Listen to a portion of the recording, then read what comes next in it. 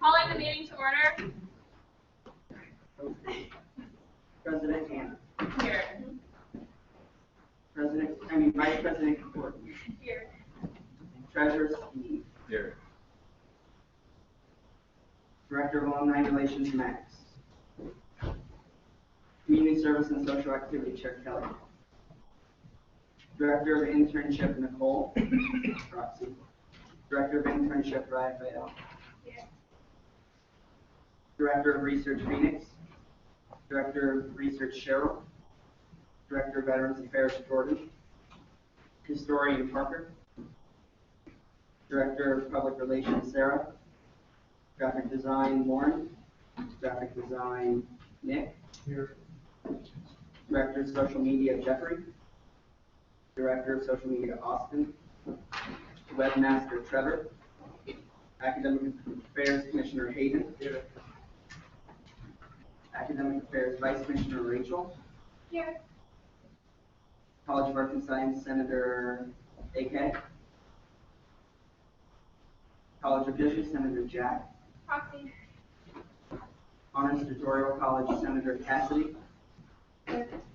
Russ College of Engineering Senator William. College of Fine Arts Senator Kirby. Here. Senator for the Center for International Studies. College of Health Professions Science. College of Health Science and Professions. Proxy. Graduate College Senator Jessica. University College Senator Zan. Here. Patton College of Education Senator Sarah. Here. Heritage College of Osteopathic Medicine Kate. Here. Black Affairs Commissioner Naya. Black Affairs Vice Commissioner Kyra. I'm sorry. Governmental Affairs Commissioner Nick. Governmental Affairs Vice Commissioner Parker. Environmental Affairs Commissioner Nino. Environmental Affairs Vice Commissioner Amal. Oh, I'm sorry. What did I say? International Affairs Vice Commissioner Amal. LGBTQA Affairs Commissioner Anna. Here. LGBTQA Affairs Vice Commissioner Jordan. Here. Minority Affairs Commissioner Sarah. Here. Minority Affairs Vice Commissioner Nick. Off-Campus Life Commissioner Logan.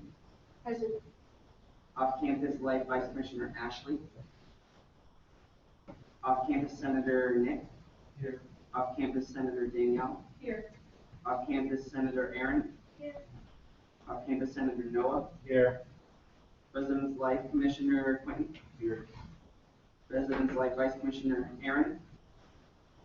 East Green Senator Evan. Here. East Green Senator Page. Here. South Green Senator Phineas. Here. South Green Senator John. Here. University Life Commissioner Jacob. Present. University Senator at-large Courtney. Here. Senator at-large Sarah. Here. Senator at-large Nicole. Senator at-large Carolyn. Senator at-large Nikki Crumbs. Here. Athletic Senator Emily. Here. Women's Affairs Commissioner Cassidy. Here. Women's Affairs Vice Commissioner Kim. Women's Affairs Senator Keisha. Here. Women's Affairs Senator Allison. Here. Women's Affairs Senator Abigail. Here. SAC Commissioner Eleanor. SAC Vice Commissioner David Clear. FAC Chair Anthony Kowalski. SAC Senator at-large Mikel. SAC Senator at-large Nick. Here. SAC Senator at-large Zach. Here. SAC Senator at-large Keith. Here. SAC Senator at-large Andrew. Here. U-Fund Senator at-large Anissa. Here. U-Fund Senator at-large Keaton. Here.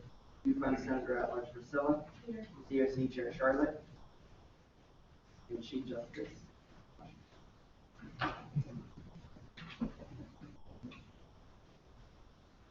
All right, are there any additions to the agenda? Move to add Senate resolutions 161711 and 161712 to the agenda. Second. All right, it's been moved and seconded. Is there any discussion? Those are two budgets that need to be passed in a timely manner. From the state again. Second. All right, all those in favor? Aye. Opposed? Abstentions? Somebody added. I motion to move committee reports up from under new business to before old business. Second. All right, is there any discussion? The reason for that is Jacob from the budget committee needs to give a little report about what they've discussed and then we can go into the resolution. Second. All those in favor? Aye. Opposed? Abstentions? It will be moved. I will motion again to add in the agenda a discussion item to discuss the Roger E. Ailes WOUB newsroom, and that should go after presentation, after new business. Sorry. Okay, discussion. So I'm going to discuss first on this one. So for those of you in the room who do not know, Gretchen Carlson, who's a former employee of Fox News, about 2 months ago came out with accusations against Roger Ailes for sexual harassment. And yesterday, 21st Century Fox released a statement announcing their $20 million settlement with Gretchen, and then said in there that they sincerely regret and apologize for the fact that Gretchen was not treated with the respect and dignity that she and all of our colleagues deserve. So Roger Ailes, the new WOUB newsroom is named after him. I feel that we as student representatives of this university need to have a discussion about what action, if any, we want to take about this, hence why we are motioning to add this topic tonight. Is there any further discussion on adding this topic? Second. All those in favor? Aye. Opposed? Abstentions? It will be added. Any other additions to the agenda? Seeing none, moving forward. Move to adopt the minutes. Second. Discussion? All those in favor? Aye. Opposed? Abstentions? They're adopted. All right, students speak out. Are there any students here to speak out?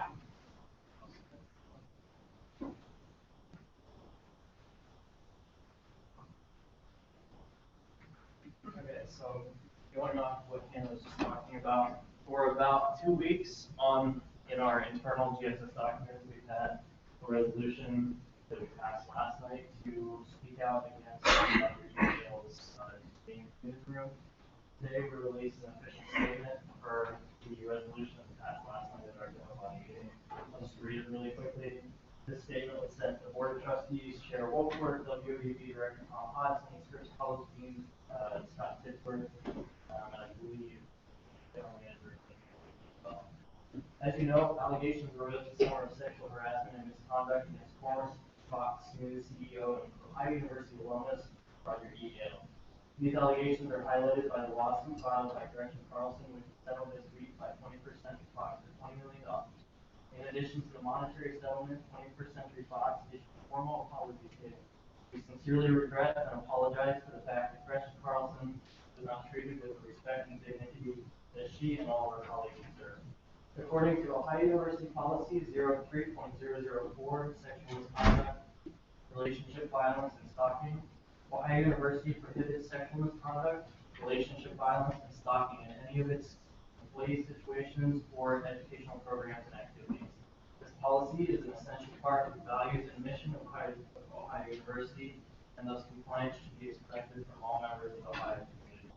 On September 6, 2016, the Graduate Student Senate examined Resolution 6, which announced the alleged acting of Ailes and calls for immediate renaming of WWP Robert E. Ailes. Opportunity for public comment was held, during which Sarah Grace, Ohio University alumna, candidate for 94th District State Representative, voiced her support for the resolution. Following public comment, the Graduate Student Senate held debate and ultimately voted unanimously in favor of the resolution. In light of Resolution 161706, is the official stance of the Graduate Student Senate and the Graduate Student Constituency which we represent that the actions of Roger E. Ailes are not in alignment with the Ohio University policy, and his name should be removed immediately from the WOC news. This story has been picked up by Post, New Political, Newsmax has a Fox 8 in Cleveland. It's on the CNN Wire. Athens News will be publishing something tomorrow, we believe, and campusreform.org. So what we're trying to do is we're trying to start a discussion here on campus, and we hope that you guys are interested in joining.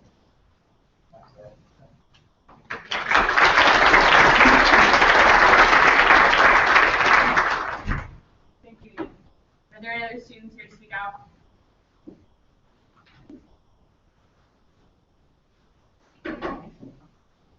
Hello, my name is Emily. Some of you might have gotten an email from me within like the past 4 days or so. I started a new initiative for athletics. Some of you know the freshman student athletes class has something kind of like a learning community class they take to get used to their time management skills and just like how to get better integrated into campus. Because you know it's a pretty big transition from high school athletics into college. And what I'm doing is kind of looking for clubs or organizations that are looking to recruit newer members, younger members that will have rather flexible schedules. Kind of hoping to get some of the younger student athletes involved on campus before they get too old and think that they're too busy to be involved in more than just athletics.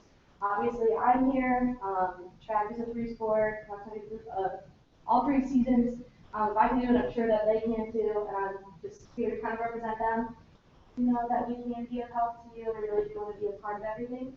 So if you have any questions or any of you are in charge of organizations that would like to come and speak, they are Monday nights at 7:15. I have some moving parts for that. Shoot me an email really quick or see me after the meeting.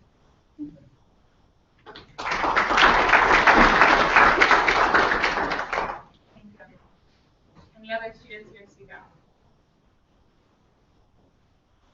All right, seeing none, moving forward. Announcements, we'll start over here and then go to this side. Logan? Okay, so The National Eating Disorders Awareness Walk is on, I think it's Saturday, the 10th at 10:30 in the morning. It costs $15 to walk, and you can bring a dog for $5. It's sponsored by Aries, so like, you know, Aries, there will be swag bags and obviously Title IX is performing the women's acapella group audition battle of women's ensemble. There'll be yoga therapy, and we are going to sign up with the Positivity Project, which is a new organization about body positivity and self-love. So if you, I'm going to send around this yellow piece of paper. If you want to sign up, just write your name on here, and we'll get you signed up. And it's at 10:30 a.m. on Saturday at West Street, State Street Park. That's what. So I'm going to start here, and then we'll wrap up. Hey guys, so the Women's Center will be putting on an event on September 14th at 6 p.m. to promote Hispanic Heritage and LGBT Heritage Month. And the keynote speaker will be Princess Harmony Rodriguez, and what she'll be touching on is her experiences as a trans woman of color, a writer, and an activist, and how all of that shaped her work on sexual violence and anti-violence activism work. And it's a big highlight for the trans community, so we encourage everybody to come out. The Women's Affairs Commission will have a table at this event to promote what's going on. And like I said, that will be September 14th at 6 p.m. and it is held at Fall West Chapel. I just wanted to let everyone know that through the Women's Center, there is a professional development and leadership program called She Leads Ohio. It is a series of 4 workshops that you have to attend throughout the semester. And after attending and completing each of the workshops, you will be granted a She Leads Ohio certificate. So if anyone's interested in learning more about that, you can go to ohio.edu/the Women's Center. I participated in the program last year, and it was a lot of fun, so I highly recommend it to all students. Any other announcements over here? The sign room? Sarah? Lost Flamingo Theater Company is still looking for 2 producers for our performances of Vanya and Sonia and Masha and Spike in our upcoming variety show. If you have any talent in graphic design, it does not need to be extensive. If you use Microsoft Publisher, that's fine. If you're interested in designing posters for us, come let me know. That's all. Thank you. Hannah? Hi, I'm Hannah. I'm the editor for the Center of International Studies, and I'm also the Secretary of International Student Union. And ISU would like to invite you / remind you that the 9/11 Interfaith Peace Walk is this Sunday at 7 p.m. starting at that church by Gordy Hall, the Good Shepherd Church. If you've never been to this walk, it's one of the best experiences I think you could possibly have in college. It's just to promote. Our university is very diverse culturally, but also spiritually, and I think you tend to forget that. So you just walk with your fellow brothers and sisters, and walk to the Muslim Student Association's house and Hillel, and you just recognize that we're all in this together. So it's a good experience. So 7 p.m. this Sunday at Shepherd Church. Highly recommend it. Thank you. IFC recruitment starts next week, so all the individual chapters will be having events, and registration's open, I believe, until next Friday. So come check it out. I know we have a lot of great people in the room. If you have any questions, I'm on IFC. You can see me, or you can stop into the 3rd floor baker. Yeah, you're on. Yeah. So Phi Alpha Delta, the pre-law fraternity, if you're interested in it, starts recruitment next Tuesday at 7 p.m. Scripps 111. So even if you're not planning on going to law school, you might change your mind, or you will find people that are also interested in politics and the law. It's business casual, and it goes through Tuesday, Wednesday, and Thursday, and it's super fun, and I'll be there.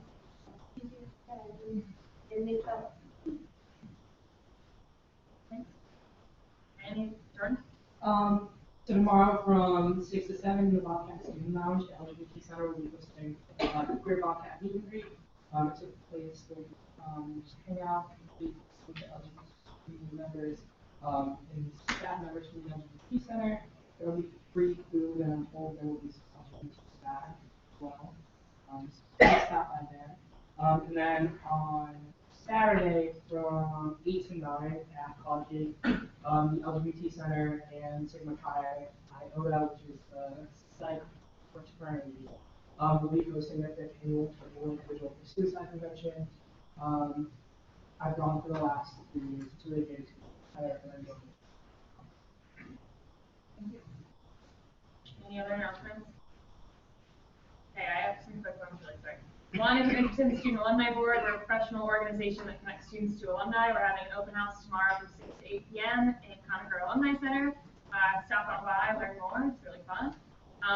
2, BSU is hosting an event called Lady Lethal, which is a self-defense workshop. It is taking place this Saturday at 1 in Walter 145. So you guys should check it out if you're going to be around. And then 3, so Student Senate is starting to table. It's going to be really exciting. So I'm going to be passing around these 2 sheets. Just sign up when you are able. Everyone in Senate will be required to sign up for at least 4 half-hour shifts throughout the semester. That's only 2 hours of tabling for the whole semester. It's really not asking that much. They count as your office hours if you sign up. Try to sign up where no one's filled before filling in multiple slots. And try to, the first shift is tomorrow. So we're not adjourning until all those slots are filled. So try to fill up those first. We can all leave. I'll pass it around. And I'll talk more about what we're going to be doing at tabling in my report. Any other announcements? All right, moving into presentations. Our first presentation is going to be from Catherine Marshall from the Office of Global Opportunities. So let's welcome Catherine.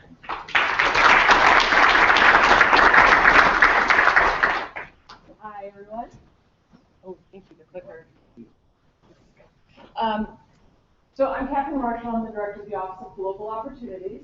For anyone who's been here for a while, you may know that we used to be called the Office of Education Abroad until about 2 years ago, and then we took on domestic programming as well. So really, you can have a global opportunity anywhere. Y'all probably have them on a regular basis here on campus as well, which is fantastic. So this is taking you off campus for different global opportunities. So you see all these really beautiful pictures from around the world, and a picture of our very beautiful building right next to Baker on the 4th floor. So has anyone here traveled internationally? Studied abroad?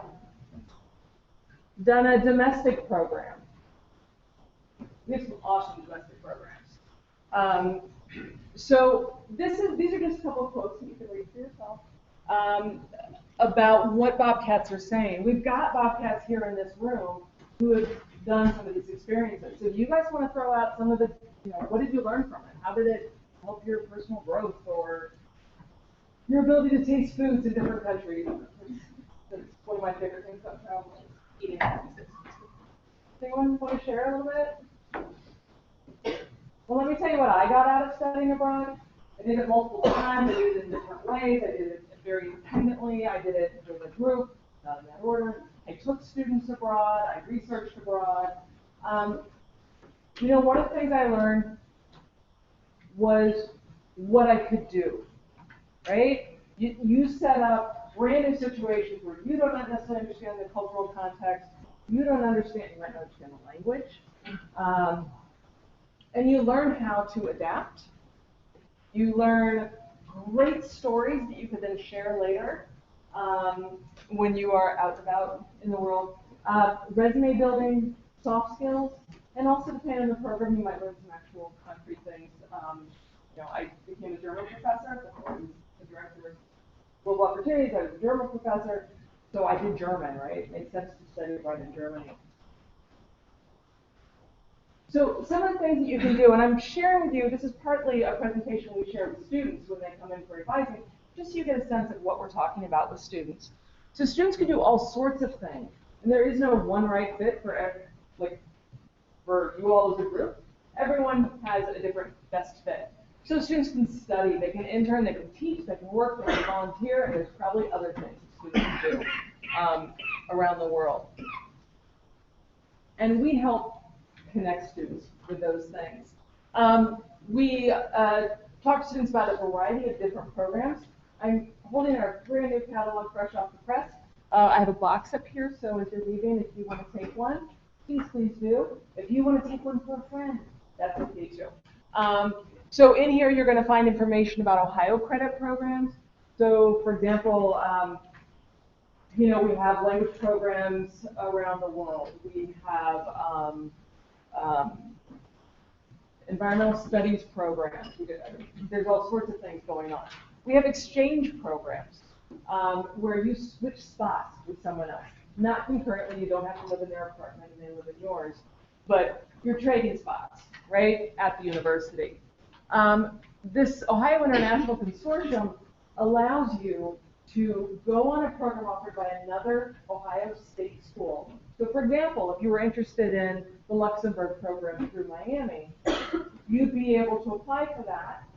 You'd be able to apply for that in any case, but the really cool thing about the OIC, or the Ohio International Consortium programs, is that all of our presidents got together and signed a little agreement that allows you to take your OUA, right? That's pretty huge. If you have an excellent scholarship, for example, they'll actually cut the check to Miami so that to help you, assuming that money is available that semester. If it's not available, it doesn't exist.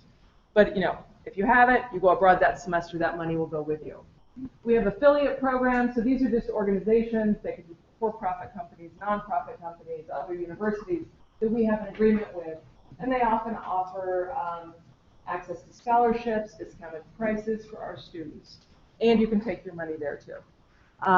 We have what's called a third-party provider. It's a study abroad provider that is embedded in our office. So they are in our catalog. They help with some of our programs that have Ohio credit, and they run their own programs. So that's called IEP. And then there's a whole other world of opportunities out there. There's lots of programs out there. As long as it's accredited, rock on, I say, if it's a good fit for you. You just want to make sure you do the right paperwork. So we walk students through these different processes. So there's all sorts of ways that study abroad or study away can benefit you, these global experiences. They can help enrich your academic experience. You can take something that you're studying now and take it to the next level by actually having a practical experience in another place with it, for example. You can make global connections that last the rest of your life. Personal growth, I think, is incredibly important and something that students gain through this. You can be more than a tourist. So even if those of you who haven't traveled internationally before, you've probably been someplace. And there's a real difference if you've ever been someplace where you're a tourist and you're going to see Empire State Building and when you go to see the Statue of Liberty, versus if you know someone there and you can go to that neighborhood restaurant where someone connects you to, this is my local place, and you meet people. Just a very different experience.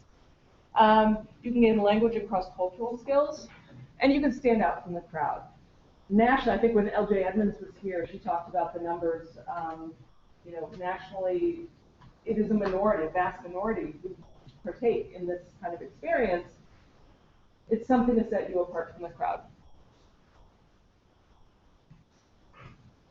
So just here's some quotes from folks about why, what's important about getting intercultural global experiences and how it pays off, how they're looking for it in their corporations or in their Star Wars movies.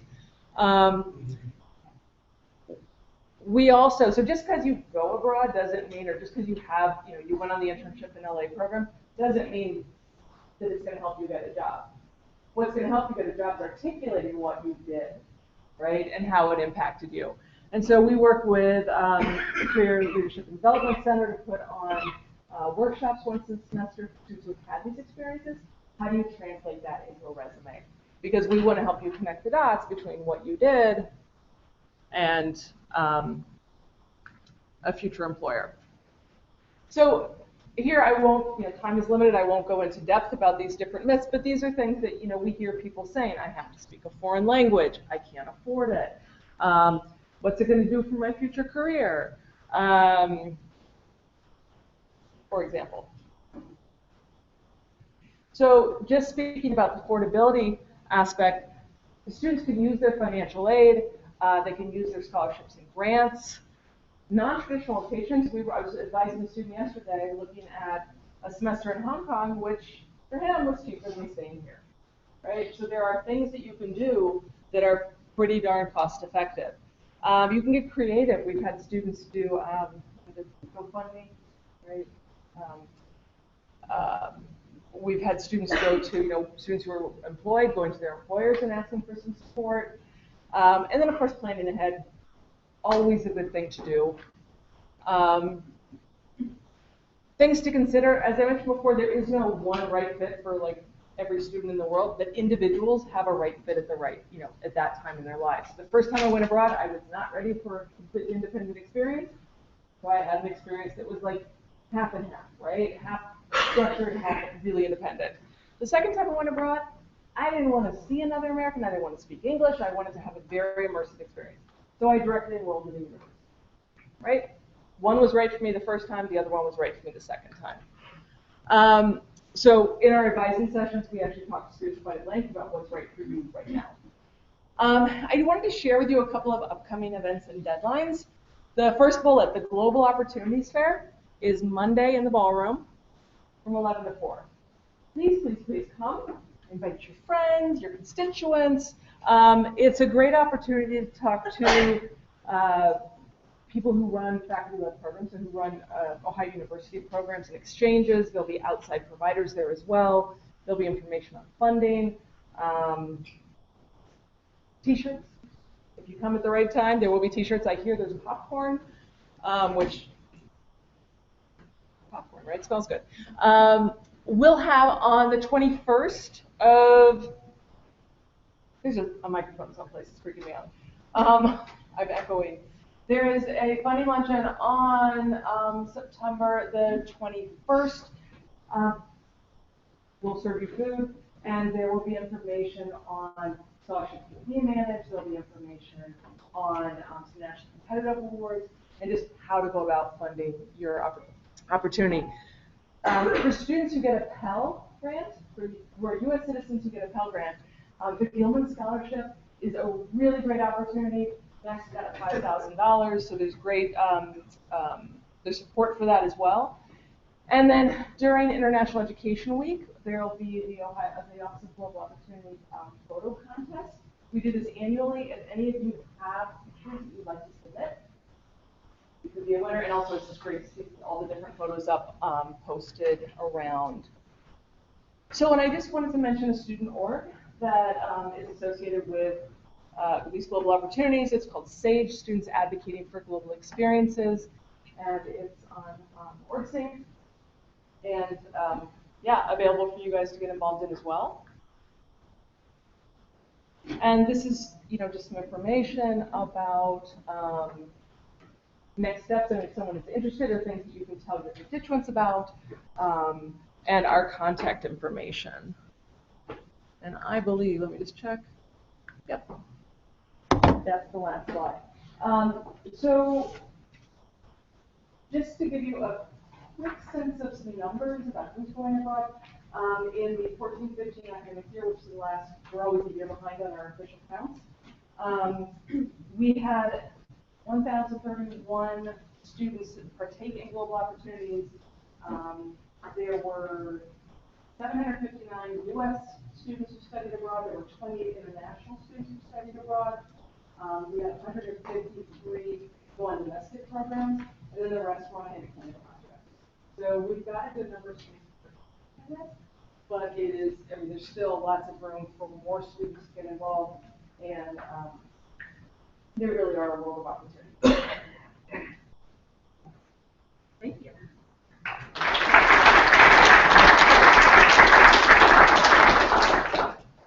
Any questions? How do those numbers compare to other schools that are similar to us in size, just over 1,000?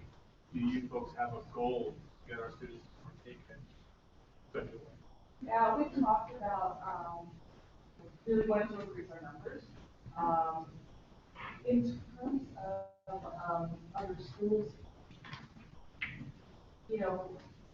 we are comfortable with some and not up there with others, right? For example, Indiana university, and it's been a very long tradition of study abroad. We've done a lot of contact with the programs, and their numbers are quite high. Within the state, hold our own. OSU's got a lot going. It's also a really big school. And Miami has a very large number, probably largely tied to that 1% that they have. But I think we're about 12% of our student bodies, the way our national data collector figures it out. They look at the number of students who went abroad per year versus the number of students graduating that year. And looking at those numbers, we're about 12%.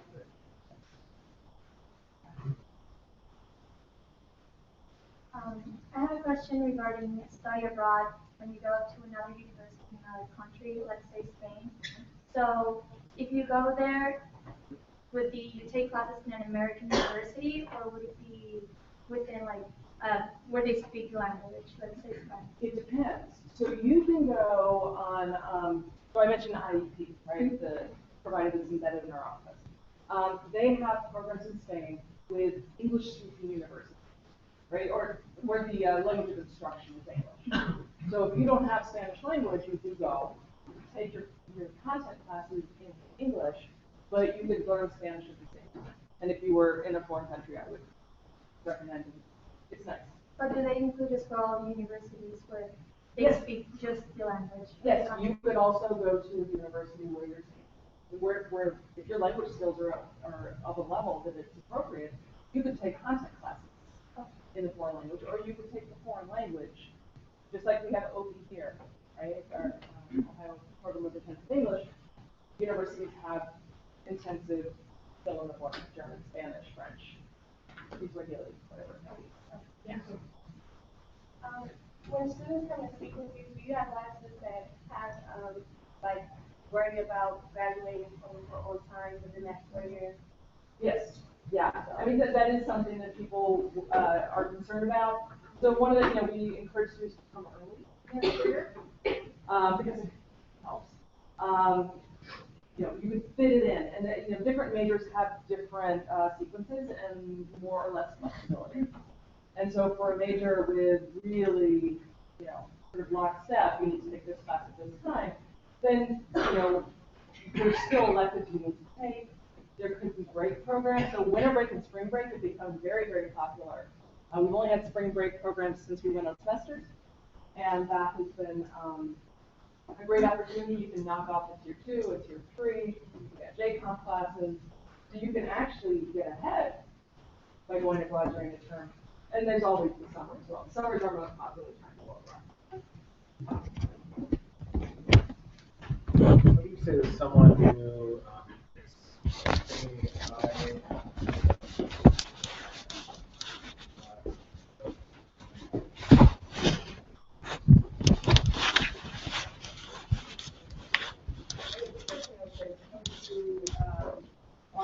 in Washington.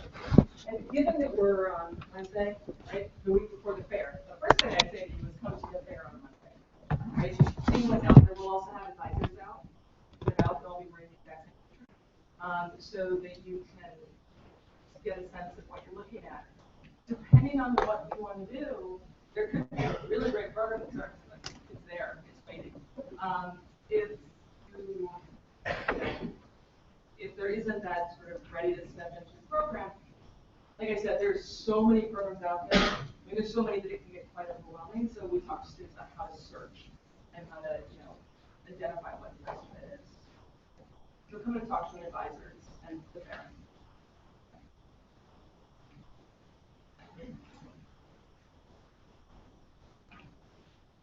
Anyone else? All right, well, thank you again, Catherine.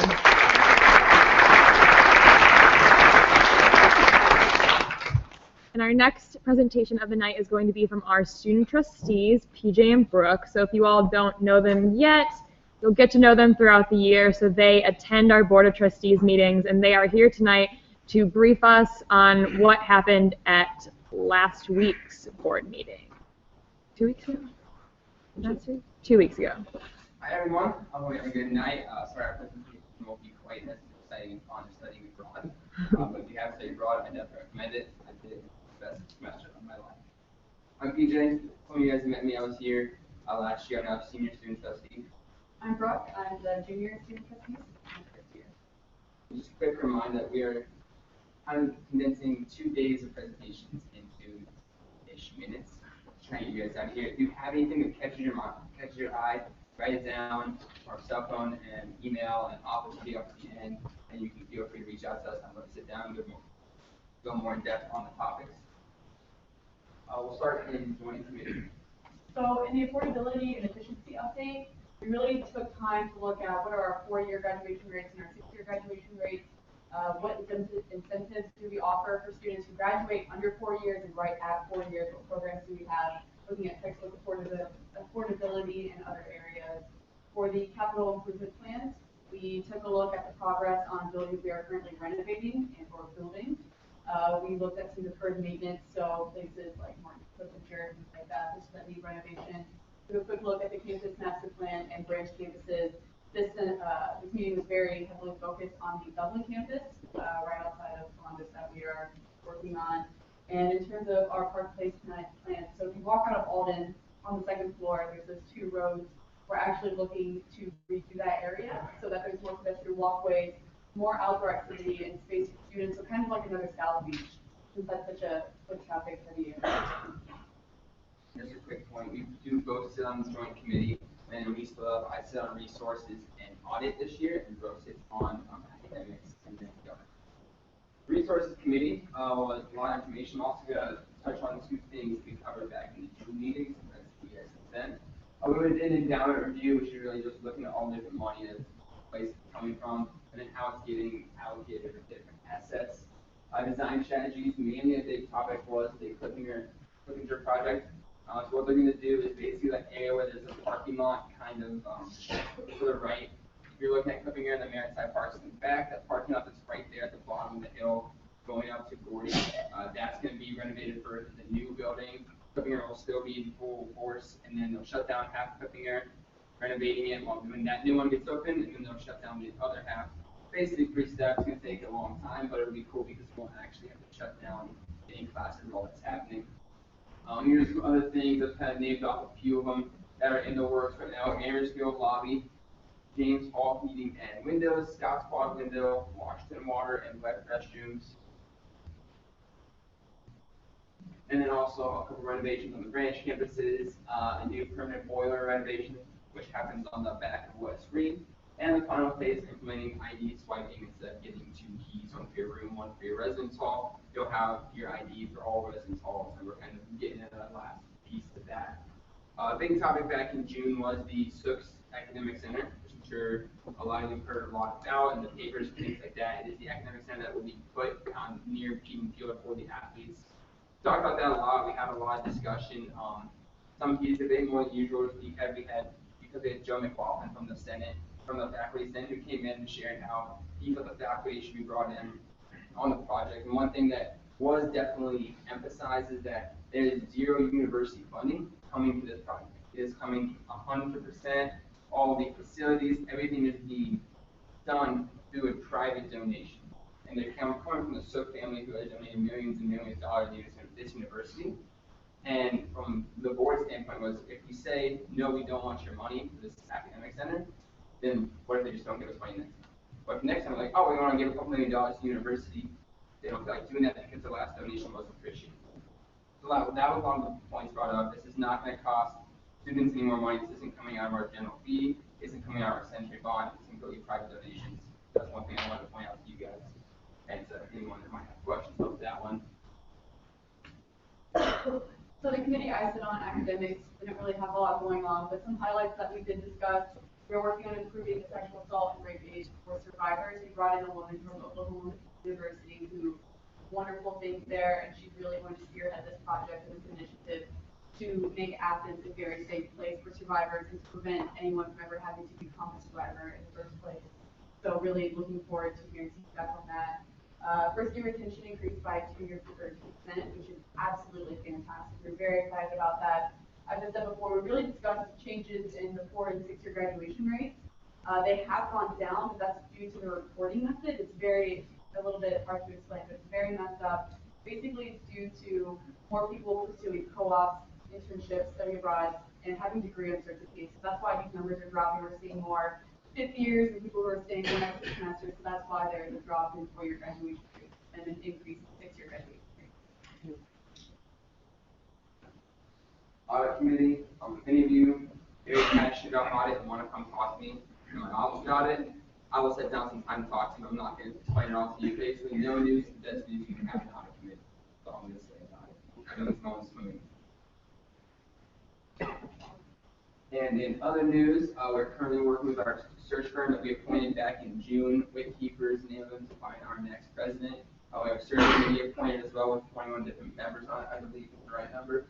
We spent Friday, the last board meeting, which was our retreat, kind of spent the first half of the day looking inward, I guess you could say, as a board to figure out how we can be more productive on the different committees we're on, if we need to rename them, repurpose them, things like that. And then spent the second half of the day discussing Ohio for Ohio. I'm not sure if you guys have heard of the new initiative, but the easiest way to explain it in my mind is we're trying to expand the quality.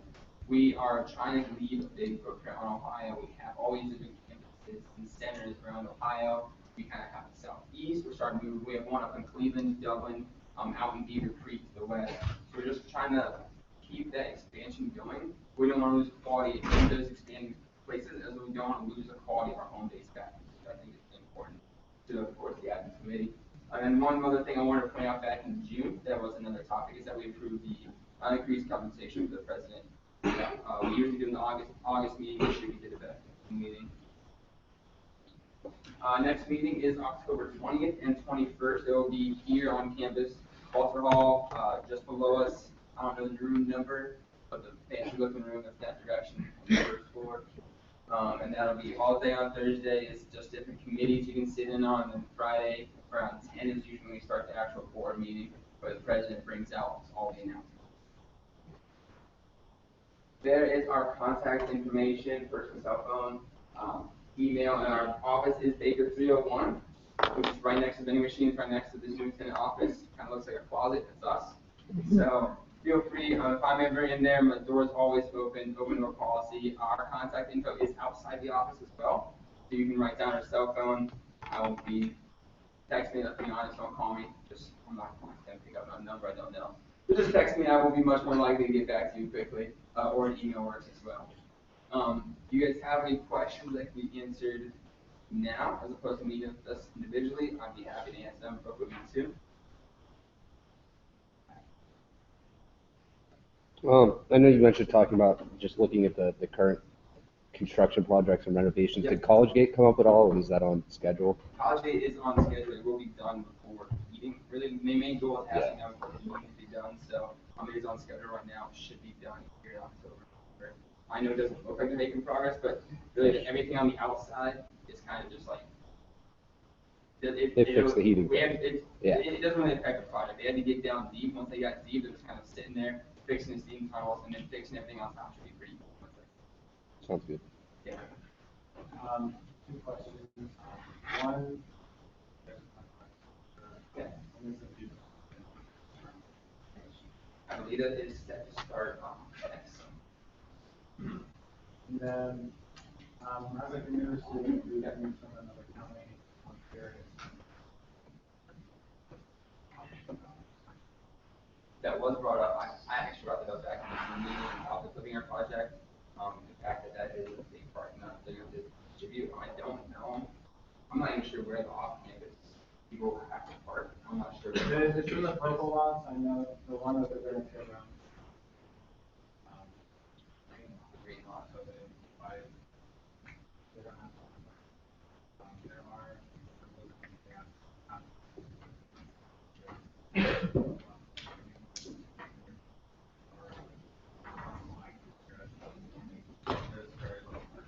yeah, that's honestly a good point. I don't hear much about students, so I'm making sure that's something I think right now. Bring out information. Because the campus master plans a big topic right now. Just moved out last year. Right. Yeah. And if you like PJ was saying, we have open committees, so if you want to come in and get their opinion on that and really get their opinion yourself, you can do that. We're also free to do that as well. I do remember back in the June meeting, talking with Keith Golding, we are looking into where we can add more parking since we are expanding. We're expecting bigger numbers. Obviously, we have to look to raise in parking spots as well because they have to go up together. I don't recall where they were looking to implement that, but I'll definitely look into that. Any other questions? So last time I had heard about Sook, my understanding was that it was going to be completely private except for when it came to restrooms, and the university would put roughly $100,000 towards implementing an ADA accessible restroom and a gender neutral restroom in the Sook Center that would be accessible in Peden, because right now in Peden there's no ADA accessible or gender neutral restroom. Right. So that's open to the public, so then during the fall. Right. Okay. So, but like the university is still putting money towards that, correct? Okay. Yeah, I think you are correct. Okay. That is the one area. That's the only area. I think that's the only area. Right. The reason they left that out is since it's exclusive center, and since they're leaving it open for that, I think that's why it's not in the resolution that says that our university funding is going towards it. Just because I think that was going to say that nothing that's private to athletes is going to be university funded. But yeah, that is a good point. That I forgot to bring up is that the bathroom that'll be able to be used during the football games, will be ADA and gender neutral, as she said. It will be open to the public, but it will be based in the campus center, which if you've been to a football game recently, should be pretty exciting. The bathrooms aren't that great. Anything else, guys? All right, thank you guys. All right. Thank you so much for coming in.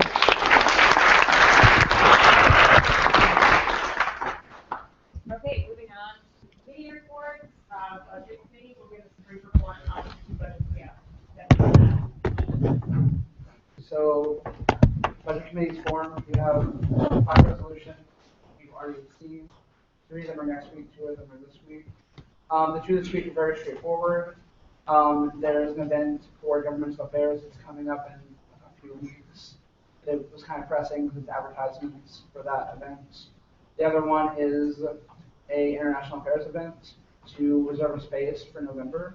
But this the space is kind of a hot commodity, so it's better to reserve it now than to lose the room. So that's basically it for this week. All right, thank you. Old business, there's none. New business, we do have some resolutions, so we'll start out with resolution 161707. A resolution to form the Committee on Community and Social Activity. Whereas the Committee on Community Service and Social Activity is required by Chapter 9.13 of the Rules and Procedures, and whereas the committee is necessary to further the personal development of our body, whereas Chapter 3.10B and 9.11B of the Student Senate Rules and Procedures states that executive staff person for community and social activity shall chair the committee, and whereas Kelly I move Zabrowski, to suspend the reading. primary sponsor, Kelly Zabrowski. Okay. Yeah. Sorry. Yeah, I can't read all the names that we have, but I think there's 5 or 6 of us. And we're already getting started. We're all really excited to help out. Fun stuff for everybody to do. Some community service projects to do. Everyone has good ideas. And just let it. Secondary sponsor, Courtney. Yeah, we can just wave if you're in the room. This Community Service and Social Activity Committee is William Palenke, Sarah Brown, Logan Stark, Abby Kale, and Nicole Crumlin. Max Hanson. Okay, so just huge thank you to you guys. Those people who volunteered to be on that committee did volunteer to be on that committee. They're taking extra time out of their responsibilities to put together community service for us so we can stay engaged in the Athens and the OU community, and social activities so we can stay engaged with each other. So keep on the lookout for communication from them. But big thank you to you guys for volunteering, spending time together through this. Kelly's been working really hard to spearhead everything, so we look forward to fun things from you. Thank you. All right, is there any discussion? Second. All those in favor? Aye. Opposed? Abstentions? Resolution passes. All right, Senate Resolution 1617-08, a resolution to appoint a delegate to the LGBTQA Affairs Commission. Whereas stated in the Student Senate Rules and Procedures, the Senate executives must appoint 3 delegates to serve as voting members on the LGBTQ QA Affairs Commission. And whereas there are currently open positions, applications have been distributed and interviews have taken place. So be it resolved that Chelsea Henry is appointed to serve as a delegate on the LGBTQA Affairs Commission for the 2016-2017 academic year. Primary sponsor, A&M. Yeah, so, Chelsea Henry was on the LGBTQA Commission last year, which is why we really want her to be part of the commission this year. Last year, apparently, she was the only one attending the meetings at the end of the year, so she knows what she's doing, she puts everything into the commission, and we're really excited to have Chelsea a part of the LGBTQA. Thank you. Secondary sponsor, Courtney. Chelsea, will you wait for us? Hi, everything Anna said, I'm really excited to bring her back this year. She's put in a lot of work with the commission before, and we look forward to seeing awesome things from this pairing in the future. All right, is there any discussion? Move to vote. All those in favor? Aye. Opposed? Abstentions? Resolution passes. I would like to note that we just had an emeritus senator vote in that, so the vote will be the emeritus senator Paige Clack up there, so the minutes will reflect. Thank you. Senate Resolution 1617-09, a resolution to appoint a delegate to the International Affairs Commission. Whereas, primary sponsor, Ian. Hi, everyone. So the first International Affairs Center would be Wasim Sukari. Me and him have been friends for almost 5 years. He's one of my first friends here in the United States. He is a first-generation Lebanese American student as well.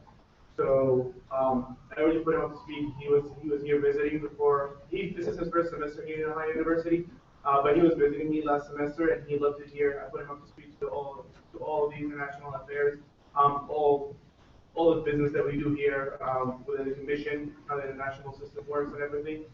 He had great ideas. He was very excited to work with us. He was my best commissioner first, but we thought that it would be a much better position for him to be a senator, and I yield the balance of my time. Okay. Secondary sponsor, Courtney. You can trust me in this judgment. Get to know Wasim. We're excited to see wonderful things from him in the future. I deserve the balance of my time. All right, any discussion? Second. All those in favor? Aye. Opposed? Abstentions? It passes. All right, Senate Resolution 1617N, a resolution to appoint the Environmental Affairs Commissioner. Whereas stated in the Student Senate Rules and Procedures, the Environmental Affairs Commission must have one commissioner. Move to suspend the reading. Okay, primary sponsor, Courtney. To be noted that there was an Environmental Affairs Commissioner prior to Ms. Sarah Pinter. An unfortunate resignation left us with that position vacant. Important things for you all to know is that Sarah Pinter has been running the Environmental Affairs Commission from the beginning of the summer. She jumped into contact with the executives immediately into the summer with some project ideas, some great innovation, and also just drive to get to know members of the administration who could help her in her goals working with the Environmental Affairs Commission. This turned into the perfect opportunity. Unfortunately, our former commissioner stepped down, but Sarah is willing to leave her position. She's currently an at-large senator, so with consent and consensus among everyone, she's going to be stepping down from the position as an at-large senator, and we are appointing her to be the Commissioner of Environmental Affairs. She's been sitting on quite a few committees with the university and the Office of Sustainability already. She has some great connection on some wonderful projects that I'm sure she would love to talk to you all about. And I'm quite positive that she is looking for help. So if any of you know anyone that would be interested in the projects that Sarah is working on, she is a phenomenal asset to the Senate, and we are very excited to appoint her as our new Environmental Affairs Commissioner. Right, I'm the secondary sponsor, and I just echo everything Courtney said. Sarah has been amazing since the day that I've met her, and you can tell that she's really, really passionate about the environment, and I know we're going to see great things come from this commission with Sarah in charge. I reserve the balance of my time. Is there any discussion? Second. All those in favor? Aye. Opposed? Abstentions? It passes. All right, and then these are the two additions to the agenda in the next budget. So Senate Resolution 1617-11, a resolution to fund advertisements for the town hall debate, whereas the Ohio University Student Senate, primary sponsor Jacob. Sorry, the budget committee met on the whole. We talked about it. We believe this is a great use of Senate resources, especially with it being an election year. And I yield the rest of my time to make that. So we, as the governmental affairs commissioner, Bonko and I, we go to people who work on a campus plan. We have a debate coming up between two people running for the state house of representatives in this district. And the budget is going to be to fund some 5x3 postcards to promote the event. And secondary sponsor John. So it's $25.12. Funds budget. I yield about 25. Any discussion? Second. All those in favor? Aye. Opposed? Abstentions? It passes.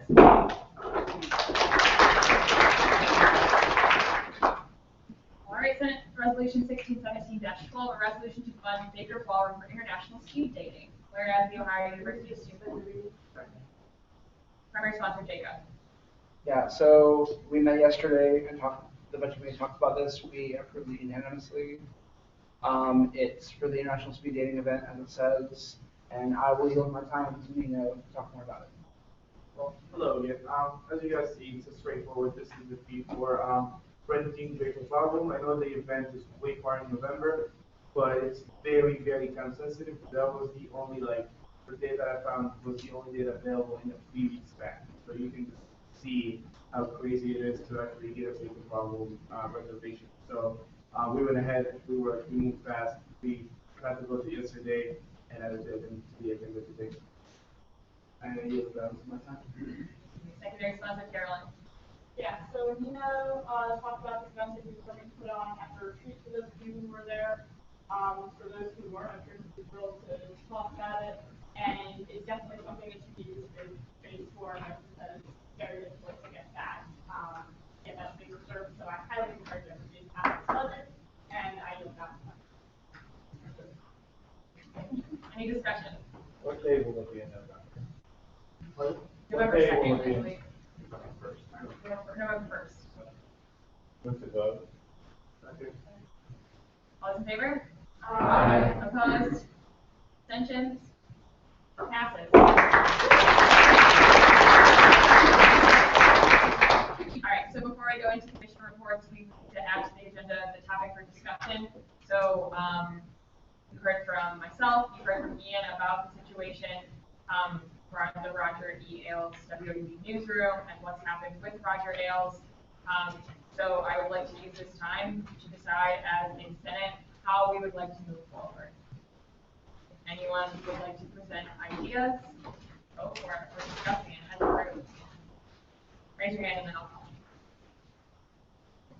Jacob. I'm completely in favor of echoing what Roger Student Senate did. We need to take a stand as a body against issues like this of sexual assault, sexual misconduct, and as an alumnus, he should be representing the university at this level.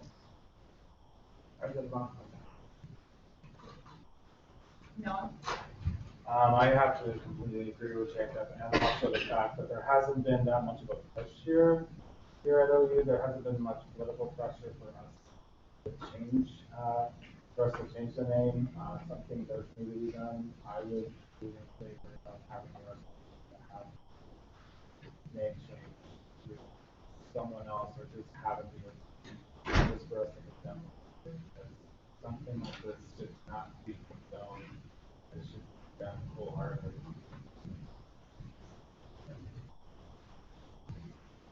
I agree with Vince, but I also think we need to recognize the fact that it's not an isolated incident, and that this is also something that continues to take place on this campus. So while I think that this is just addressing the specific person, this specific team, if you look at the recent survey of this university, these amount of Title IX reports come from people who were harassed by their superiors, just like in this case. So I think that that's something we should also continue to talk about in the Senate and not just be like, okay, we changed the name and we're good, because it's still occurring on this campus as well. So.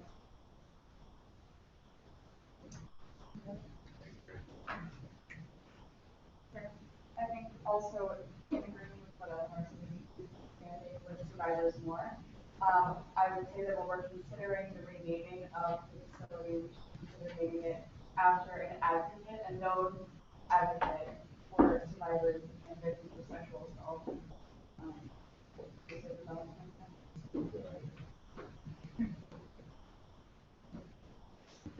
Adding to what Eleanor said, I was scrolling through my news today, and there were 2 very supportive of actually bringing it down to the law. So we definitely can't just think this by cosmetic change of, oh, look at us, making things look prettier. Yeah, we have to actively work towards stopping assault on this campus.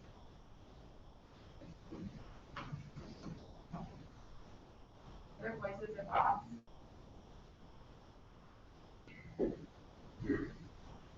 Okay, so it seems moving forward that we want to present a resolution, and potentially in that resolution not only include denouncing Roger Ailes as the name on the room, but potentially also including things to continue support for survivors on this campus and to continue education about what does happen.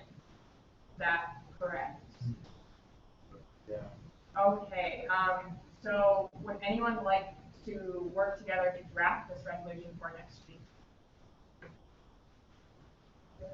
Yeah, how about come see me after the meeting if you'd be interested in drafting it, and we can come up with something for next week's meeting?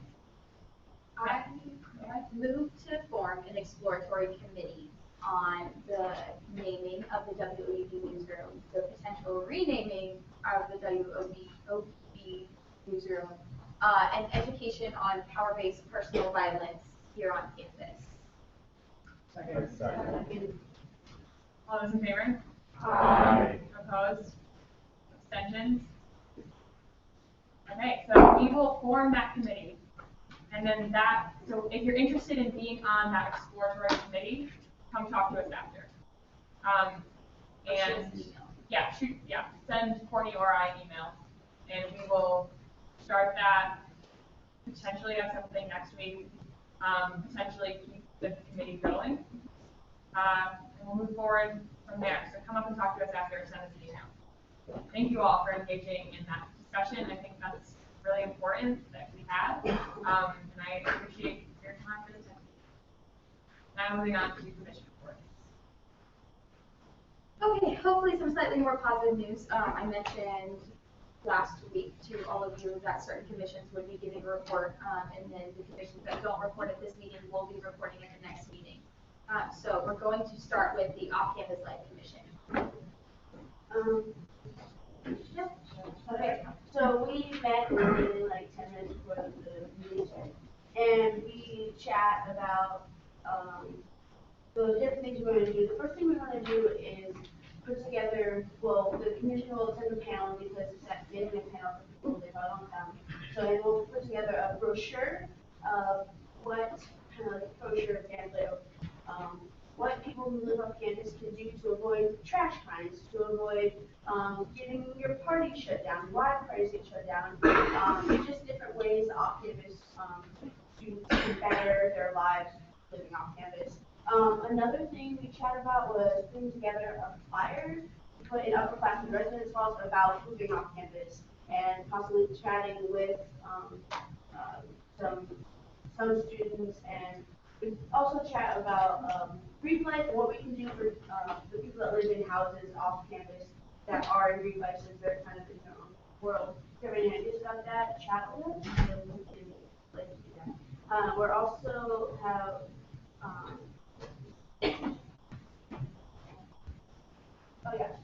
Danielle has an internship, and Son is forming a committee for the housing field board, and she is looking into having an off-campus senator or commissioner or even the vice commissioner sit on that as well. And so we'll keep you guys updated. I'm just waiting to email Barb about off-campus community. So if you have any ideas or want to chat about living on campus and what we can do to help people, come see us. We're always here. Awesome, thank you. University life? So with Sarah's appointment, we currently have 3 positions open. A at-large senator, a sworn attorney large senator, and the vice commissioner of University Life. If anyone's interested, please direct them to either Courtney or myself. We are continuing the work that we started over the summer with the University Restroom Committee, and single-user restrooms and all the new projects. We are pursuing the safety. We don't really know what the name of it is yet. We don't have a name for it yet, but the safety initiative for campus. I am scheduling a meeting with Sarah, Alexi, and how we can talk about a possible collaboration. Sorry, I lost my train of thought. And I believe that's all I can think of right now. Okay, thank you. LGBTQA Commission? Hi. So first I want to say that we're having our first initial commission meeting tomorrow at 8 p.m. in the LGBT Center. So if you know anybody that's interested in joining the commission, we currently have 2 senator spots open. A couple people have expressed an interest to me. However, feel free to come to the meeting if you know anybody that's interested in being a senator or part of the commission. Let them know that 8 p.m. in the LGBT Center tomorrow for the commission meeting. All are welcome. So also me and Gordon met with LP, and Courtney was there, and Cassidy, and then Sam, a student worker at the LGBT Center. We all went together on Friday and discussed Pride Week, which will be sometime at the end of the spring semester, and then also the LGBTQ event for National Coming Out Day, which will be October 7th, I believe, during homecoming week. So we started discussing some plans for that. If you have any ideas, please let me know. Also, we talked about having an open forum for the community, maybe like once a month. That way students can come in and talk about any concerns they have, and it's going to be a time for discussion and to let the commission know any policy changes we can implement. And then also we talked about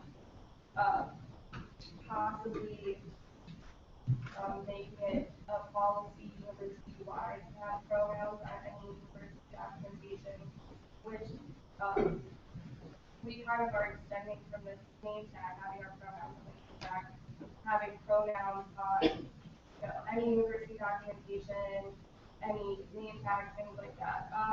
And then also, I set my office hours, I'll be in the LGBT Center from 9:30 a.m. to 11:30 a.m. on Tuesdays. So if you know anybody that would like to come talk to me, that's when I'll be there. And then also from 6 to 11 in the student center office, I'll be there. I think that's it. Awesome, thank you, Anna. Minority Affairs? Hello guys. So as you all know, minority and campus has a lot of different groups around campus.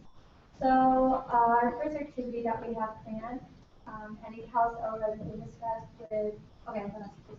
So it's a minority highlight this time. This is a collaboration with the librarian. In library there is a committee called the Diversity Committee, which focuses on creating displays for minority groups, but it has been inactive. So now it's going to be active again. And hopefully we're going to create a display each month representing a different minority. We want to start with Hispanics, because this is September 15th to October 15th is the Hispanic Heritage Month. So we want to definitely highlight this minority group, either by displaying novels by authors like Isabel Allende, Gabriel Garcia Marquez, or Richard Rodriguez, as well as famous poems, proverbs, as well as books that encompass festivals, different culinary styles, biographies from famous Hispanics like Karina or Jennifer Lopez. So I already got in touch with John Cantor, who is a member of the diversity committee, and the last thing I need to do to make this plan concrete is to contact Aileen Theodore, which is the one who presides this. Also, one of the plans of this Minority Affairs Commission is to create a dialogue or collaboration with the different academic departments to invite speakers to address the minority that was highlighted that month. For instance, I am planning on getting in touch with Marina Peterson, the Director of Latin American Studies, to discuss some options for the month of September or October. Finally, we want to host bi-monthly meetings with different student organizations in September, November, January, and March. That way, we can listen to the particular needs that the different minority groups around campus feel that needs to be advocated for. So that's our plan.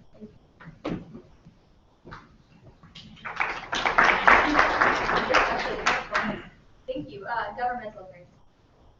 So as I said before, Giovanto and I have been working on a campus plan through an organization called NEPSA. They're a DC-based nonprofit. They target different areas of higher education that need to be changed or fixed or whatnot. So they reached out to a bunch of universities this year to create a campus plan.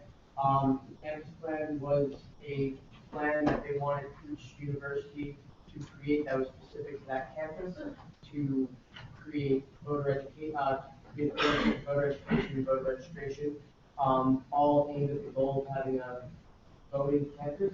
As I like to say, they want to see the voter turnout percentage go up. We are a little above average nationally on that. We said 48.3 or 7%.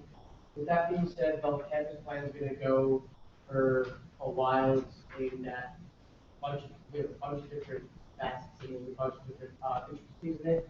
I'm going to actually work with Giovanto to make that available for all of you guys, so you guys can go read through that as well. Right now, we have our first major event. It's going to be Tuesday, September 27th from 7 to 10 p.m. in this room.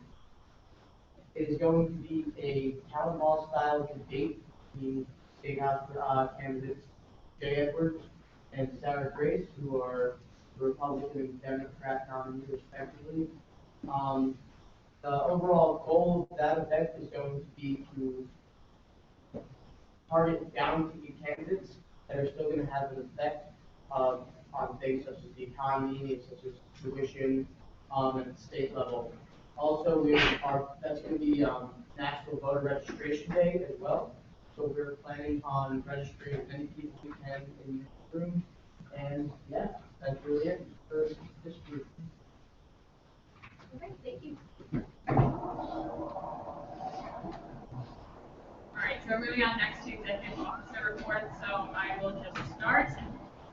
So some things that I do, I sit on a lot of committees, I have a lot of meetings that experience that. So one thing that I am on is the Budget Planning Council, that the BPC, as it's known around the university, is kind of in charge for setting the macro budget of the university. So we are looking at student fees, we're looking at tuition, we're looking at just the general budget. So we're not looking into details of specific like colleges or auxiliary costs, but the overall level we're looking at those things. So we had our first meeting last Friday.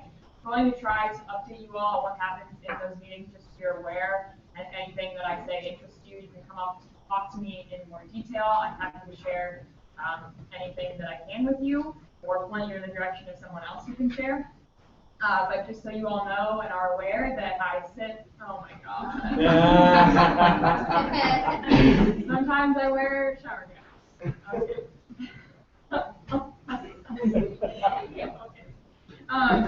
So yeah, if you want to know more about that, come talk to me about that. Like I said, I'll try to keep you all updated, but our first meeting was just last Friday, and we kind of went over the general charge. Another committee that's happening is it's a committee on the faculty speaker for fall commencement. So it's a group of different people in the university who will decide what faculty member speaks at fall commencement. So in the spring, we tend to bring someone not from campus, but in the fall, bring them from campus. So if any of you have ideas for professors that you know that would be a really good speaker at that fall commencement, let me know so I can share that with the committee. I will specifically be emailing college senators to give me some names for people in your college. But if any of you have had a professor that you just really enjoyed and think that could give a really great speech at fall commencement, please let me know about that. Other things, so remember, Propel Ohio applications are due September 16th. I encourage you, if you're interested, to apply. It is Sharon Brown's event that's happening on October 12th. I knew it was in October. So we're promoting that through social media. Please retweet it. We want as many people to know about it and apply as possible. And Senate will be sponsoring you to go for that day. Something else, so I had a recent meeting with President McDavis and Provost Benoit, and we talked about the bias incident reporting system. We kind of looked at where we are at with that as a university. So it has been implemented and is live, but how many of you knew that it was live? 2 people. Yeah, that's not very good. So I think that's an issue, and that's something that I brought forward to them. It's something that if we want it to be effective, we need students to know about it. If the students aren't using it, yeah. You know, what is Oh, great question, Landon. The bias incident reporting system is a form online that any student can fill out if any incident of bias were happened. So that can be up to your interpretation. So if you are catcalled on the street, if there is a racial slur yelled at you, anything like that, anything that makes you feel uncomfortable, you can put onto this form what happened and where it happened, so that so the committee who's reviewing these submissions to the form can look at these and then see what issues, where we need to be looking at as a campus, and how we can better educate our students and better work to fix problems that our campus is having. Yeah. Is a form applicable for Chelsea? Because I know there are a lot of forms that I try to get on or to not be transferred myself. I was wondering, like a lot of people are walking. That's a great question. I am not positive, but that is something that I will definitely bring up. So what I heard from President McDavis and Provost Benoit was they're like, oh, you should reach out to Dr. Sherry Clark, who's our Provost for Diversity and Inclusion. So I emailed her and asked her to explain the process further to me, and then also asked her to tell me the marketing plan that's behind that. And I will ask her about cell phone use as well. That's great. So I'm waiting to hear back on that, but I think that, go ahead. I just have a further question. Okay, so what I think, I want Senate to be able to help with the promotion, like promoting like this in any way we can. So potentially a resolution be putting forward, saying that we want to see university offices promoting this more, our own personal promotion, when we're tabling it, we talk about it, just so as many students as possible know about this. So I'm waiting to hear back on that, but I just wanted to make you all aware that we're thinking about it and talking about it. It came to my attention recently that the bias reporting system does not appear to the users denied. And I referred this person to the system because they asked for an anonymous way to do this. And I said, this is how you do it. And they said, well, I have to put my name on it. I was wondering if you could get some clarification about how that works. Yeah, most definitely. And that's something that I don't know right now. But actually, I think when I hear back from Dr. Clark, I will ask her to maybe come in and do a presentation to all of us. Do you all think that would be beneficial? Yes. And also, I can help answer the immediate questions. So I think also bouncing off of what Hannah said, I'd like to throw this challenge, especially to the commissions, particularly you, about considering education for the campus as a whole. This is something that Senate can sponsor, something that we can do as a group. It's clear this is something that's very important that the student body doesn't know about. To directly answer your question, Sarah, the form that is live now, and for those in the room, does not require that you attach your name to it. You can simply report an incident type and an incident location, I believe, and then you can leave a comment in a section similar to like notes where the form asks what kind of action you would like to see, whether that's something like increased police presence increased lighting, whether it's education for the campus. It leaves very open-ended what you would like to see. At the moment, you do not have to attach your name, so the form in that sense is considered anonymous. We're not using the word confidential, just so not to confuse people when we direct them to the form, simply because the Director for Diversity Inclusion and many other mandated reporters at the university have access to that information should you attach your name to it. So they are on the review board for the committee that sees this form when it's submitted. So many mandated reporters will see it. It is not a confidential resource, but you can leave it anonymous. Does that make sense? Yes. All things that we would need to educate the rest of the student body about as well. Okay. Where is this from? Is it on the website? It is on ohio.edu/diversity. And again, the discussions that can happen from here as a group are whether we want to see that moved, whether we want to suggest it moved, whether we want to broadcast it. That's where it currently sits. And the link will be in the meeting minutes, and I will post it on boards as well.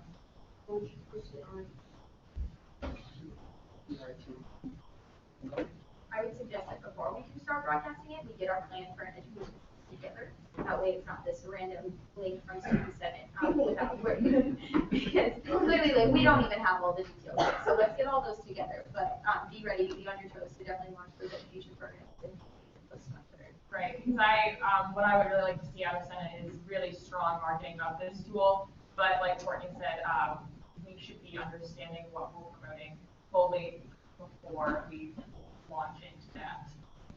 Any other questions about that? Cool, just wanted to update you all on that. Where's the tabling schedule at right now? Who's got it? Is tomorrow filled up? No, there's an 11:30 to 12 spot and a 12 to 12:30 spot. You're gonna take a poll? What? Tomorrow's Thursday. You have the same class schedule. Can anyone know? Does anyone know right now they have 11 to 12 free tomorrow? Sarah Brown, write her name on there. Hey. And what was the other one? 11:30 to 12. What was the other one that's not filled yet? 12 to 12:30. Is there at least one person signed up? Yeah, there's 2. Oh, okay, then we're fine. Okay, cool. So then just keep passing that around. I'll put that on an Excel, like a Google Doc as well, and then email it out. So if you don't get it tonight, don't worry. The main thing was that we had it for tomorrow. So what's going to happen with tabling? We're going to see a budget here soon for some promotional material that we can be giving away. But we really just want to be out there. We will. If you signed up for tomorrow, you'll get an email from us telling you what to pick up for tomorrow. But there'll be some things in the office for you to take. And you'll just be there as a student representative. If any students come up to you and ask what a student senate is or have any ideas for change, document that. Write down like kind of the interactions that you're having so that we can know. If you're not the person they need to talk to, direct them to the correct person. If you don't know who that person is, feel free to direct them to me. Yeah? Will there be like a cheat sheet of list of emails? That would be. I can print a roster. Yeah. Okay, good. Like, that'd be a good idea. Like, hey, I did this, but. Yeah. Good idea. So we'll have a roster there for you. We'll have something that you can take to the table, set up there, and just like be friendly. No, I see a question, Jacob. It was about the roster. And again, a challenge for all of you, especially those of you in the room that have participated in a campaign of some sort. Let's not be super passive. Don't sit there at the table and look really bored, especially because they are only half-hour shifts. We're doing this because we want to increase our presence in the student body. We want people to feel free and open to reach out to us. So be present as if someone would be free and happy and open to reach out to you, please. You can totally play appropriate music. Yeah, and it will be, so we're doing this once a week for 4 hours, different days every week to try to like get to different students. For the month of September, we will be on the 4th floor of Baker, and then for the rest of the semester, we're in the lobby on the 1st floor. So I'm thinking about you, and I don't want you to be cold. So, yeah. And if you didn't sign up for your 4 shifts tonight, we have multiple other months coming up. You can sign up on the Google Doc. We'll have the months to pass around to meetings subsequently. But yeah, that's the end of my report. Sorry, so long. That is me. Those are my nostrils. So I kind of Hannah cares about you. She just really has to use the restroom, I promise. Okay, so in terms of the discussion that we just had regarding the newsroom and Roger E. Ailes, I implore you, do not let that die. A lot of you spoke very passionately about the way that you feel about the issue, about the assault, about what to do here on our campus about that. So if deciding how to move forward as a Senate body with what we'd like to see out of the university in regards to this newsroom is something that you are interested in and passionate about, please, please, please come talk to me after the meeting or send me an email directly. Either one is fine. Sooner rather than later is preferred. We are going to move on this immediately, if only because we have decided to show some sort of solidarity, it seems, with GSS, and we want to make sure that that connection is there. Also, we want to make sure that we don't lose this issue in the next news cycle. So please come talk to me about that. To commissioners and the commissions, shout out to all of you because I love shout outs because you're great and you deserve that recognition. Shout out to the folks who turned in all of your office hours on that ORCSync form. Those were Environmental Affairs and the Governmental Affairs Commission. Well, to you, but like your job. LGBTQA Affairs, Minority Affairs, Res Life, Youth Life, and Women's Affairs Commissions all have your office hours in on ORCSync. That is awesome. Congratulations. If you did not hear your commission called off, get those in ASAP, please. Those are office hours that are dictated in the RMP that you hold. Hashem and the rest of the body will be holding you to them. You need to be able to see on ORCSync what office hours are for each individual and where you're going to be holding them. If you have questions about where to find that form, just let us know. Yes? You can change it or update it.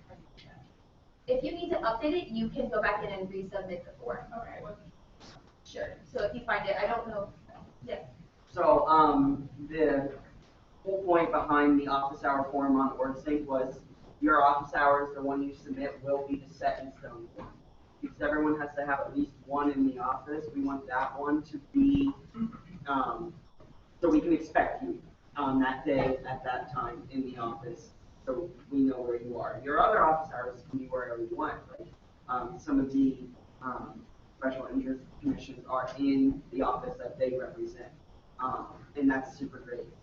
You're getting out there and meeting other people, but at least one has to be in the office. And that really shouldn't change, but like if it does, I totally understand. I get an email when someone changes their office hours, so if it does change, shoot it in there and we'll address it. I thought I heard our recording say that when we're tabling, that also counts as an office hour, and we go back from the year, we will not be at our prior office hours. So, we'll have the sheet of when everyone signs up already, and we'll know, and we'll just mark that off. How are we reporting office hours that aren't set in stone?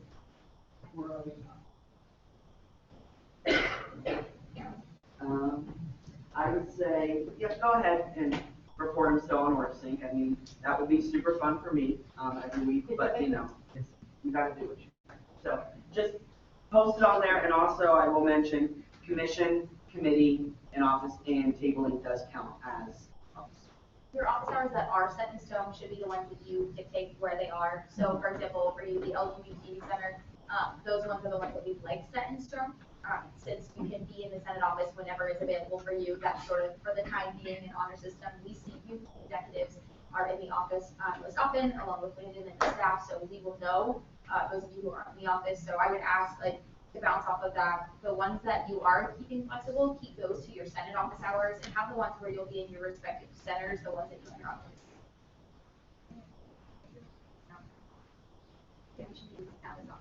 Yes. Yes.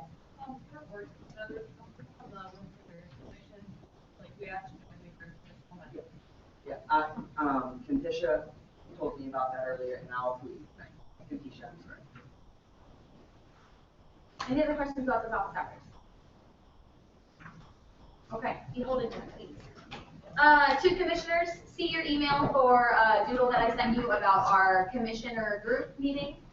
Shout out to those of you that have already answered that, especially someone within like 2 minutes. You're great. Thank you for that. The deadline for answering that doodle is Sunday, so get those availability times to me, please. Housekeeping for everyone. We had two really special guests tonight, 2 presentations. We will have presentations from now into the future at our Senate meetings. I'm going to call you back to the meeting expectations that we set during our retreat. When we have presentations, your laptop screen should be down, your cell phone should be away. You should be actively paying attention to people who are taking time out of their night to come see you and to come talk about really important material. Generally, someone isn't going to come speak to Student Senate, or we wouldn't have someone come in if what they were saying wasn't really important. So that respect is expected of you. So don't want to see your laptops, don't want to see your cell phones, especially while people are presenting, but also throughout the meeting. Again, please ask me if you have any questions about that. We had a few vacancies that were mentioned before, so in the various commissioner reports. So in just a second, I'm going to read off every vacancy that we currently have in our roster. Keep in mind, as I'm identifying those vacancies, we're relying on you to identify folks who can come in and fill those seats, who are passionate about those interest areas, or who are active members of that particular community. We all know that after a while, the social media buzz is just easy to scroll through. So our PR team is fantastic, and they're doing everything that they can to help market those positions out to the university community. Freshmen and sophomores, and especially juniors and seniors, love to see emails from us. So gonna read through that list. Please, if you know of anyone that would be an excellent fit for that position, reach out to them, reach out to us with their name. We need some help bringing good folks into this body to do good things. So our current vacancies are the Scripps College of Communication Senator. We have 3 on the university life, so we have a vice commissioner seat open, we have a senator at large, and then we have our sorority and fraternity life senators. We have 1 vacant off-campus senator position. And then we have vacant senator seats on some of our diversity commissions. So that's Black Affairs, LGBTQA Affairs, Women's Affairs, International Affairs, and then Minority Affairs. And for those of you that didn't catch what Sarah mentioned before on our Minority Affairs Commission this year, we're paying particular mind to the fact that minority isn't just a student of color or someone who identifies with a particular ethnicity. We're looking at minority populations on campus. So that could also be first-generation college students. That could be Bobcats who are also parents. That could be veterans. So keep that in mind. And then also any students who would be passionate about governmental affairs and environmental affairs. So again, we're going to be blasting that out on our social media. We're relying on your help. Please retweet that, post that on your Facebooks if you have them, send people our way. And then finally, just a really special shout out and a thank you to those of you who went above and beyond this week. There are quite a lot of you that have seen a lot of my face, and that's because you are going out of your way to not only fulfill your role and do it well, but to also take on additional responsibilities and do good things for the Senate body. And that's really appreciated. So we are looking at you, Anna and Jordan with LGBTQ. We are looking at Emily Deering, our athletic senator, Sarah Pinter, Nick and Parker with governmental affairs, Cassidy Paul, and especially Landon. I know a lot of you don't see a lot of the work he puts in with us, but he has definitely gone above and beyond this week. So thank you. I want to be able to shout you all out next week as well. So please continue to look for all the positive things that you can do for this body and your constituents. And Hannah was in the background, so we also would like to remind you a second time to come see us about the exploratory committee after this meeting, or shoot us an email. And that is the end of my report. So hopefully I can convince that exact thing to PowerPoint. So crash prezzies. Other than that, I rearranged my computer monitors, so you may not be able to see my face from the office, but it's still in there. So yep, hence the picture. So you can go to those. So I updated the Senate as the meeting was going on with the budgets we just approved. So the Senate is $20,282.88. You find $80,000, SAC $404,000 and $109,000. So we just say forward next time. So those are true and accurate adjustments. So first of all, I want to apologize for the issue with the projector. It's pretty touchy up there. So just a quick thing, the office has looked terrible. Just clean up when you leave. Also, someone threw away like a whole pizza box the other night. Like, I'm glad that you all are like eating, that's great. But like, don't throw away a giant pizza box in a trash can that's like this big. Go throw that away in the hall. You can give a shout out to Danny, who made your name tag for this evening.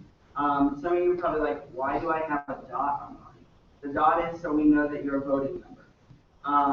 That is why we have that there. You might have a blue one on the front and like a yellow small one on the a blue one on the front and like a smaller one on the back. That's just so you know you're a voting member. You don't have to be like, am I a voting member? Yeah. If your preferred pronoun is not on your name tag, please come up to me afterwards and we will fix that. Headshots are done. They look great.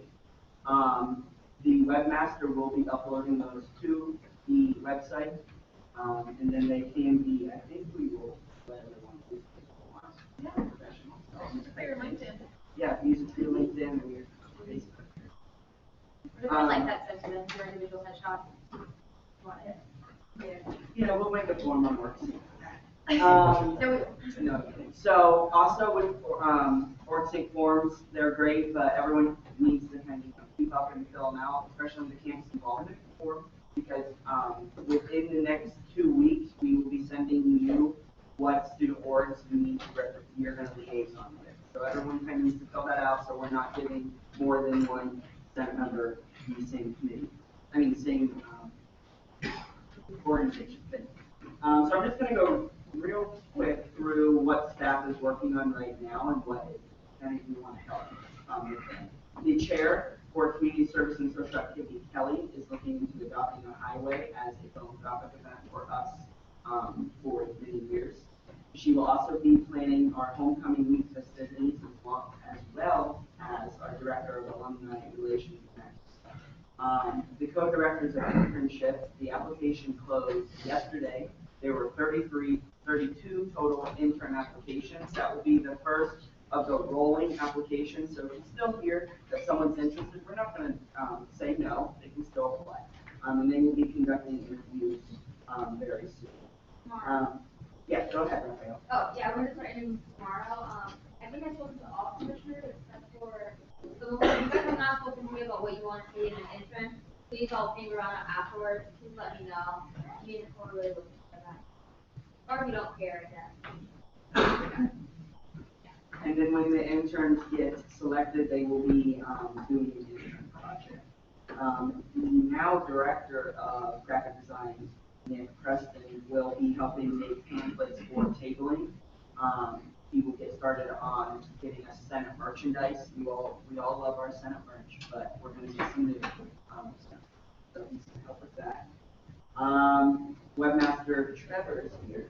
So he, like I said, will update our website. It's not old, but it needs some work. So we'll help with everyone's headshots. The Director of Veterans Affairs, Jordan, he is not here, but I will say for him, if anyone is interested in getting a little group together to do the 9/11 Stare Challenge, let me know, and you can go with Jordan and represent that constituency. Co-directors of research, they don't have anything unless you have something to do. So if you have a super exciting resolution that affects the campus and you want to get public input on that, please reach out to Cheryl or Phoenix or myself, and I can put you in contact with them. Directors of social media, Jeffrey and Austin are doing a great job. Danny, the assistant chief of staff, is doing a great job with the minutes. If you all read them, they're pretty good. I like them. And he's also going to do a who's chart of OU. So we're going to cork that up in the office, and it's going to have a picture of a university staff member with the department title and what they do. So everyone kind of knows who they need to talk to when they do external projects. And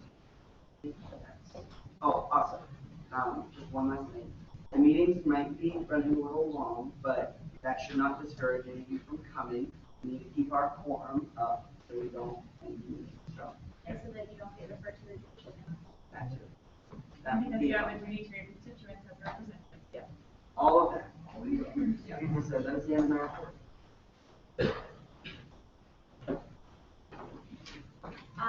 Okay, so like Damon said, we're starting to do the homecoming preparations for Saturday. I have 3 sign-up sheets year, just for a head count, we're gonna do your breakfast, the parade, and then your tailgate at the little park. So if you are interested in coming to any of that, or if you will, just write your name down afterwards, so you can get a head count, so how many get, how much more, great. And then the first event that she mentioned, the breakfast, that will be an open house type deal in the Senate office. I think we're gonna have that going from like 9 to whenever the parade starts. Senate members, current and former, will be coming through, chatting with everyone. It's a good time to network and do things. It'll be a fun time. The parade is normally a fun time. Last year it was great. We'll make a banner again for the committee. We'll make a banner. And then like Kelly said, the tailgate before the football game on that Saturday, they will be having food in a tent over in Tailgate Park. So we would just need an accurate sign up of who is interested in going. So just check with Kelly afterwards. It's a fun time. How many of you went last year to the tailgate? So it was good. Can I bounce off of that, if you don't mind? On the homecoming note, I know that sounded really suggestive, like, hey, if you feel like stopping in, right, like, strong suggestion, make some time out of your day on homecoming to be there. It's really important to us, it's really important to Senate alum. They're looking back at this body, wondering the things that you're doing and who you are and how you feel about Senate. And they devoted a lot of their time in the past, and you'll put in a lot of your time this year. So I know everyone has things going on homecoming. I know you've got your football game, and if you're 21 and up, you've got your cakes and eggs, and you've got your connecting with your alumni. Make some time to be there with the Senate alumni in the office. They can get you jobs. They want to get you jobs.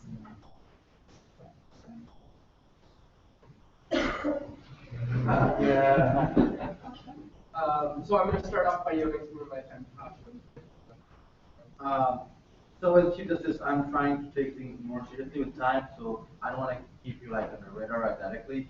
First of all, I want to make sure that all of you know what are your responsibilities, and then I can hold you accountable for that.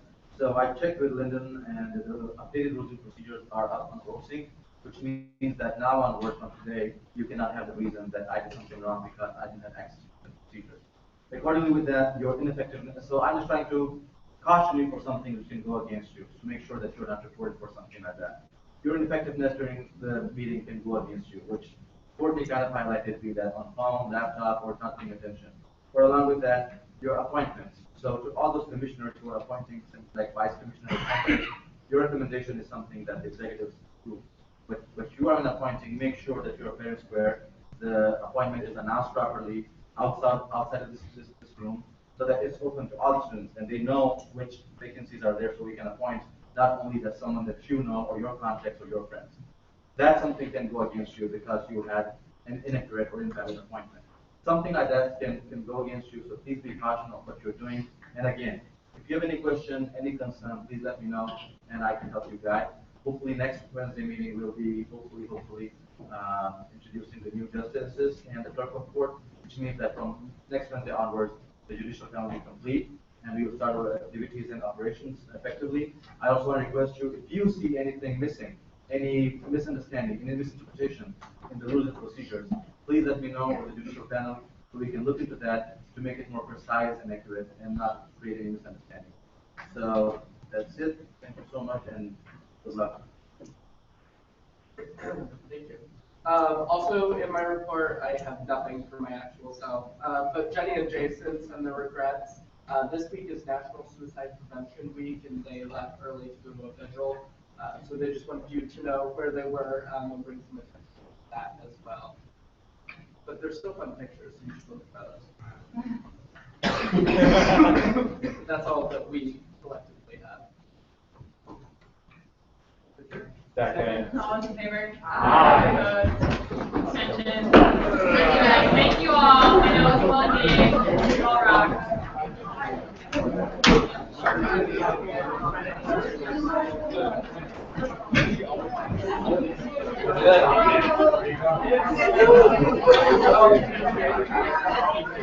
Yeah.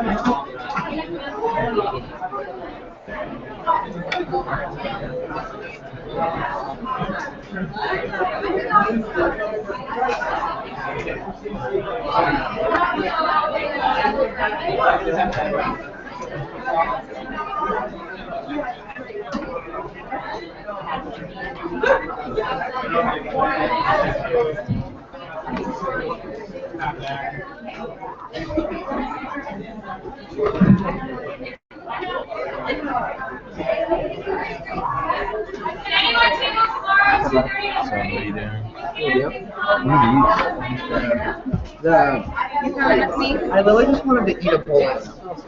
You wanted to eat a bowl?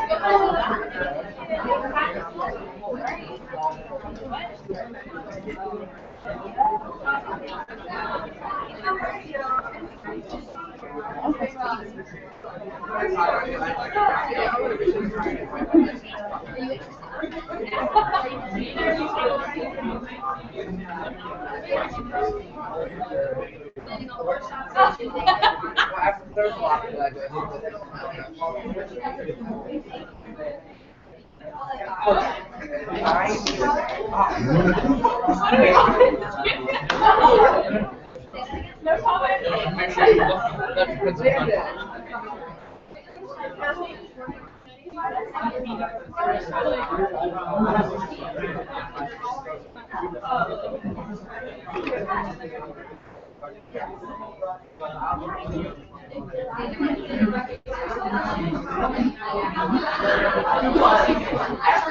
Well, Abby, ask her what she said.